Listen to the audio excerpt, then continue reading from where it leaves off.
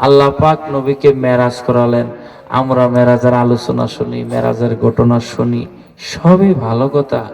নবীকে আল্লাহ কেন মেরাজ করালেন, নবীকে আল্লাহ মেরাজে কি দিলেন, নবীজি আমাদেরকে কি মেসেজ দিলেন, আমাদেরকে কি কি দায়িত্ব পালন করার কথা বললেন, এইগুলি থেকে আমরা বেখেয়াল, আমরা এদিকে বড় গাফেল, ঠিক না বেঠি? জীবনটা আমরা হেলায় তেলায় খাটাই, উদাসীনতা, গাফেল, মনে করি কি এর তোকে মরলে তো সবই শেষ। হ্যাঁ, অনেক অনেক আছে বিশ্বাস করে না, আখেরাত বিশ্বাস করে না রে, হায় হায় হায়। হ্যাঁ, নাস্তিক। হ্যাঁ, আল্লাহর প্রতি আস্থা নাই, নবীর প্রতি আস্থা বিশ্বাস করে না, গাফেল। মৌত হয়ে গেলে মনে করে যে আমি, আমার সবই শেষ, আমি বাইসে গেছি মৌতের দ্বারা। হ্যাঁ মিত্র, হ্যাঁ, না না না না, মৌত কো সমঝায়ে গাফেল इख्तिताम जिंदगी, मौत को समझाए गाफिल इख्तिताम जिंदगी, दर हकीकत मौत तेरे इब्तिदाए जिंदगी, दर हकीकत मौत तेरे इब्तिदाए जिंदगी। গাফেলরা উদাসীনরা মনে করি মরণের সাথে সাথে তার জীবনটা শেষ। বলে না না, বাস্তবতা হলো মৃত্যুর মাধ্যমেই পরকালীন জীবনের সূচনা হয়। সুবহানাল্লাহ। এজন্য মরণ আসার আগেই এগুলি আমাদেরকে আঁকড়িয়ে ধরতে হবে। মেরাজের রজনীতে আমার দয়াল নবী আল্লাহর কাছ থেকে আমাদের জন্য উপহার আনছেন কি? আল্লাহর পক্ষ থেকে 5 ওয়াক্তের নামাজ। কি আনছেন বাবা? আওয়াজে কন্যা, কি আনছেন? 3 ঘন্টা ওয়াজ শুনলাম, মেরাজের কাহিনী সব বিস্তারিত শুনলাম। পরে আর 1 বছর মেরাজ আসলো, আবার শুনলাম, 1 বছর চলে গেল, ঠিক মতো নামাজটি পড়লাম না। তাইলে কি হইল? এটা মুসলমানিত্ব হইল? কথা বলেন না, মুসলমানিত্ব হইল? এজন্য সতর্ক হওয়ার দরকার আছে না নাই? গাফেল থাকলে হবে না। নামাজ, রাসূল পাক সাল্লাল্লাহু আলাইহি ওয়াসাল্লাম বলেন, কবরে যখন চলে যাইবা কিছু যাবে না, 4টা জিনিস, 4টা আমল তোমার সঙ্গে থাকবে। এর মধ্যে একটা হলো নামাজ। একটা কি? আওয়াজটা একটা কি? মুনকার নাকির যখন আসবে, ইজা উদিয়াল মাইয়িতি ফি কবরি, নবী বলেন যখন কবরে মাইয়াতরা রাখা হয়, ওই সময় আতাহু মালাকানে, 2জন ফেরেশতা আসে। মুনকার নাকি আয়েশা কি করবে? ফাজলি সানে, তাদেরকে দইরা বসাবে, কলানে প্রশ্ন করবে, মার রব্বুকা, তোর রবকে ডাকো, প্রভুকে। হ্যাঁ, তো ওই সময় ফেরেশতারা দেখবে 4জন বন্ধু আছে কবরের মধ্যে। 1 নম্বরে মাথার দিকে আল্লাহ পাকের কোরআনুল কারীমকে আল্লাহ যুবকের সুরত ধরায়া, চন্দ্রের মতো সুন্দর চেহারা দিয়া আমার আল্লাহ ওই কোরআন পড়নেওয়ালা মানুষের মাথার কাছে আল্লাহ দাঁড় করায়া রাখবে রহমতের ফেরেশতার সুরতে, মানুষের সুরতে। রহমতের ফেরেশতাও না, জিন্নাতও না। রহমতের ফেরেশতা, তুমি কেডা? আমি মানুষও না, জিন্নাতও না। বলে কেডা তুমি? বলে আমি এই বান্দার দুনিয়ার জমিনে থাকতে কোরআনের তিলাওয়াতের সওয়াবকে আমার আল্লাহ মানুষের সুরত ধরায়া চন্দিমার রাতের মতো আমার চেহারা উজ্জ্বল বানায়া আল্লাহ এখানে দাঁড় করায় রাখছে পাহারাদারি করার জন্য। কতদিন থাকবা? বলে হাত্তা তাদখুলাল জান্নাহ, যতক্ষণ পর্যন্ত তাকে আল্লাহর জান্নাতে প্রবেশ না করাবো ততক্ষণ পর্যন্ত তার কবর ছাড়িব না। ডান দিকে যাবে ফেরেশতারা, ডান দিকে যায় দেখবে আরেকজন খাড়ায় রয়েছে এখানে, যুবক, বন্ধুর সুরত। তুমি কে? তোমার পরিচয়? আমি হলাম তার জিন্দেগীর সকল নামাজ। সুবহানাল্লাহ। এই জন্য বন্ধুরা আমার, বাবারা আমার, রাহমাতুল লিল আলামিন মেরাজের রজনীতে আমার আল্লাহ তাবারাকা ওয়া তাআলার পক্ষ থেকে আমাদের জন্য যে হাদিয়া নিয়ে আসছেন, ফুরিদাত আলান নবী লাইলাতু উসরিয়া বি সালাওয়াতু 50 সুম্মা নুকিসাত হাত্তা জুইলাত 50 মধ্যে কমায়া 5 ওয়াক্ত। এই 5 ওয়াক্তের নামাজ যারা সঠিকভাবে পালন করবে আমার আল্লাহ ওই নামাজকে বন্ধুর সুরত ধরায়া, আয় বান্দার, নামাজি বান্দার কবরের পাশে বন্ধুর সুরত ধরায়া, মানুষের সুরত ধরায়া পাহারাদারিতে রাখবে।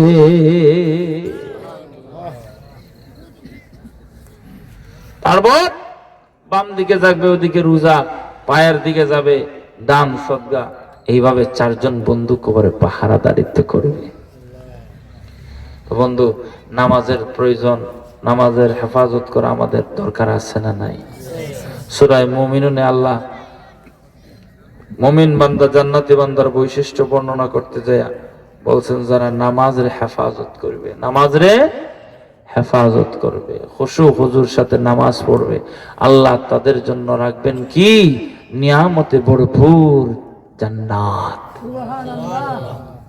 এজন্য মেরাজের চাঁদ উদয় হইছে আজকে 5ম তারিখ, মেরাজুন নবী সাল্লাল্লাহু আলাইহি সাল্লামের। এই মেরাজের চাঁদে আমরা অঙ্গীকারবদ্ধ হই, আমরা যেন কখনো নামাজ না ছাড়ি। কথা বলেন ঠিক না? আমরা যেন কখনো নামাজ না ছাড়ি। নামাজ রাসূল পাক সাল্লাল্লাহু আলাইহি ওয়াসাল্লাম তার উম্মত সাহাবীর কাঁধে ভর করে সিদ্দিকে আকবরের নামাজের দৃশ্যটা দেখেছেন, শামিল হয়েছেন। কন্যা সুবহানাল্লাহ। আম্মা জান আয়েশা সিদ্দিকা নবীজির মাথার মধ্যে তৈল দিয়ে মাথা আশ্রিয়ে দিচ্ছেন। নবী সাল্লাল্লাহু আলাইহি ওয়াসাল্লাম, আয়েশা দেখো আমার উম্মতেরা কত সুন্দর নামাজ আদায় করতেছে। নবী মাথা বাইর করে অসুস্থ দেখছেন, উম্মত সালাত আদায় করে সিদ্দিক আকবর ইমামতি করতেছে। আমার নবী খুশি। নবী ইন্তেকালের পূর্ব মুহূর্তে বলছে, উম্মত আসসালাত আসসালাত, খবরদার খবরদার, নামাজ নামাজ নামাজ। কিন্তু এই নামাজের প্রতি আমাদের গুরুত্ব নাই, নামাজের প্রতি আমাদের গুরুত্ব নাই। অথচ সাহাবায়ে কেরাম যুদ্ধের ময়দানে যখন রোম সম্রাট পারস্যের বিরুদ্ধে ইয়ারমুকের ময়দানে যুদ্ধ চলছে, ইয়ারমুকের যুদ্ধের প্রধান সিপাহ সালাহ যুদ্ধরত অবস্থায় নামাজ পরিত্যাগ করেন।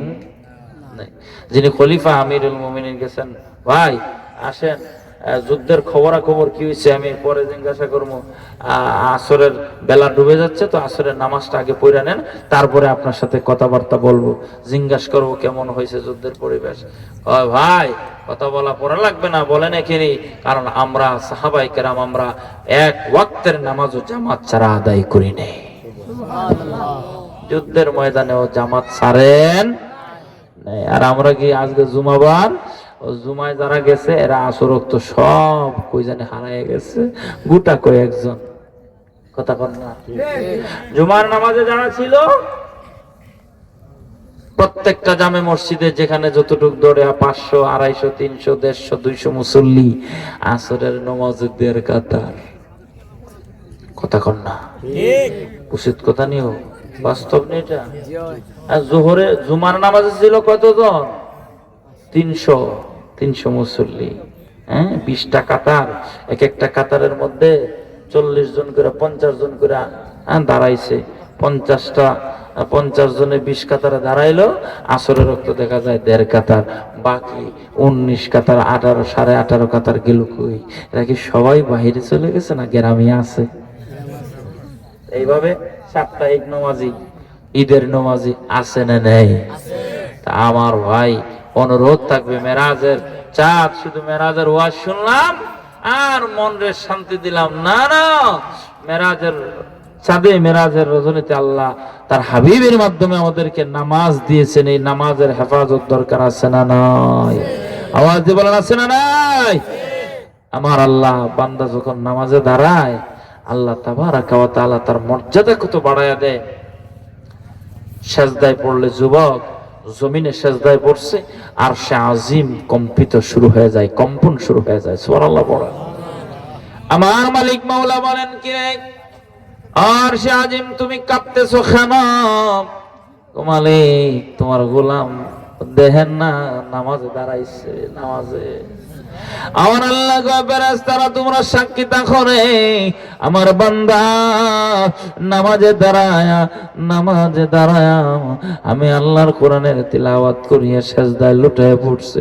আমার বান্দা মাথা উঠায়া আর একটা সেজদা দেওয়ার আগে আগে আমি আল্লাহ তার জীবনের গুনাহগুলি মাফ করে দিব। সাগিরা গুনাহগুলি মাফ করে দিব, সাগিরা গুনাহগুলি মাফ করে দিব। আর আমার বান্দা যখন নামাজ শেষে ইস্তিগফার পড়বে, দরুদ সালাম পড়বে, ইস্তিগফার করবে, আমি আল্লাহ তার জীবনের কবিরা গুনাহ খাতাও ক্ষমা করে দিব। তাওবার মাধ্যমে আমি আল্লাহ কবিরা গুনাহগুলি মাফ করে দিব।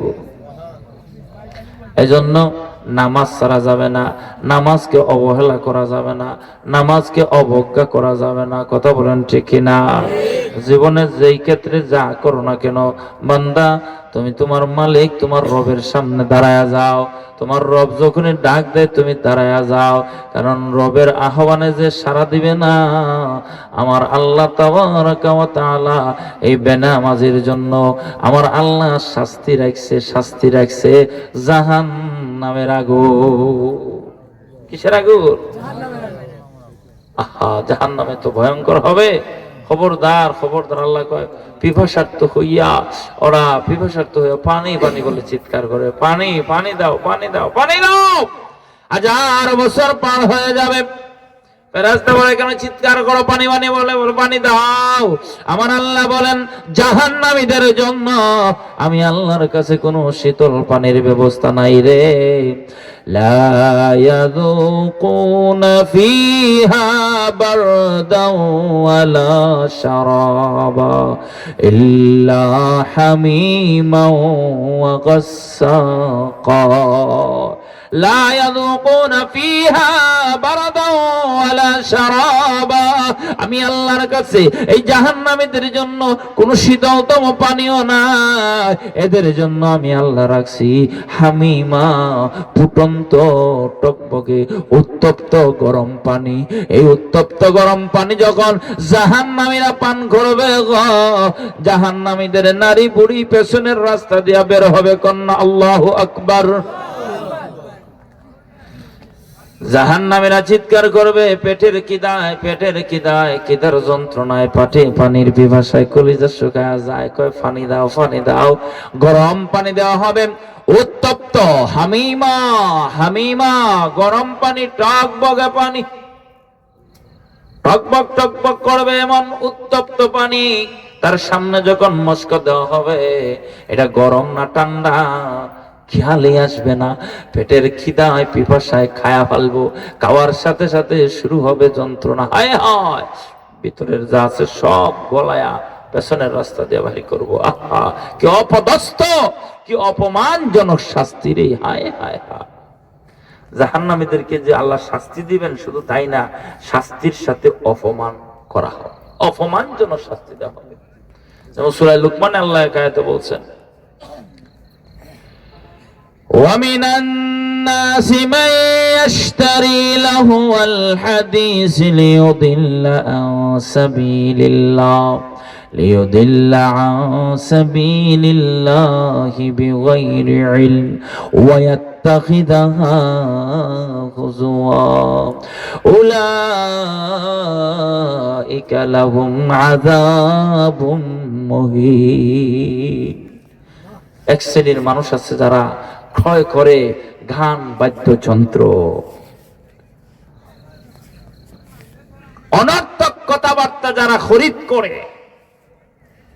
ওয়ামিনান নাস, এমন এক শ্রেণীর মানুষ আছে মাই ইয়াশতারি, ক্রয় করে। তারা ক্রয় করিয়া তারা নিয়ে আসে তাদের কাছে কি লাহওয়াল হাদিস, অনর্থক কথাবার্তা, গান বাদ্যযন্ত্র, এগুলি অনর্থক জিনিসগুলি এখন আমাদের পকেটে পকেটে, হাতে হাতে, ঠিক না বে ঠিক? হ্যাঁ, এই মোবাইল বাইর করছে, হ্যাঁ, এটা এটা বলতে হবে না, এটা এটা আপনি হাতে নিয়েছেন, দেখবে অটোমেটিকলি সব আসতেছে, ভালো খারাপ সব আসতেছে, সব আসতেছে।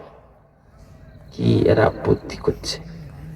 আমার আল্লাহ কয় যারা অনর্থক জিনিস, কোনো অর্থ নাই, এটার কোনো দাম নাই, মূল্য নাই, কাজ নাই, আছে না এমন কিছু?